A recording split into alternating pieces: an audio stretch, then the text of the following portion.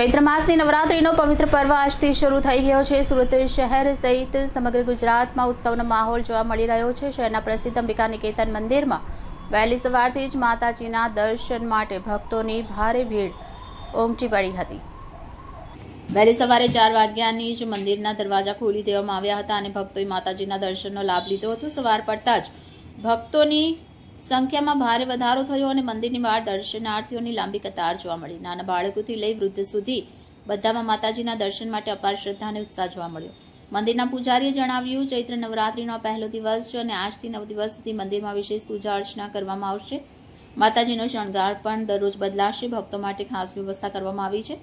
ચૈત્રી નવરાત્રી દરમિયાન મોટી સંખ્યામાં લોકો 9 દિવસ સુધી ઉપવાસ પણ રાખે છે। આ દિવસમાં માતાજીની આરાધના કરવાનો અને મીઠા ચોખાનો પ્રસાદ બનાવવાનો ખાસ મહિમા છે। અનેક ભક્તોએ આજથી 9 દિવસના ઉપવાસની શરૂઆત કરી છે। અંબિકા નિકેતન એટલે પ્રખ્યાત થઈ ગયેલું છે અઠવા લાઇન્સમાં। અંબિકા નિકેતનમાં ચૈત્ર નવરાત્ર હોવાથી આજે ભાવિ ભક્તોનો ધસારો છે। 60-70 હજાર માણસો આવશે સાંજ સુધીમાં અને ગરમીની હિસાબે અમે મંડપની રચના કરવામાં આવી છે। પાણીની સુવિધા કરવામાં આવી છે। ગરમી વધારેની લાખો પંખા ફુવારા મૂક્યા છે, પંખા મૂક્યા છે।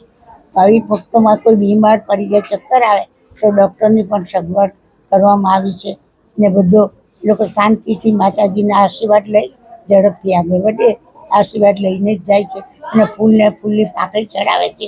એ સેવાના કાર્યમાં વપરાય છે। હવે અમે આ વર્ષે એક નવું કામ કરી રહ્યા છીએ। માનવ પાંગળિયાની સામે જ માનવ પાંગળીએ વધારી રહ્યા છે। ભાવિ ભક્તો ખાલી 11 રૂપિયા અમે રાખ્યા છે તો ભાવિકો તો ઓનલાઈનથી પણ આપી શકે છે। તેમાં દરેક ગરીબ માણસનો પણ સદુપયોગ થઈ શકશે તે માટે।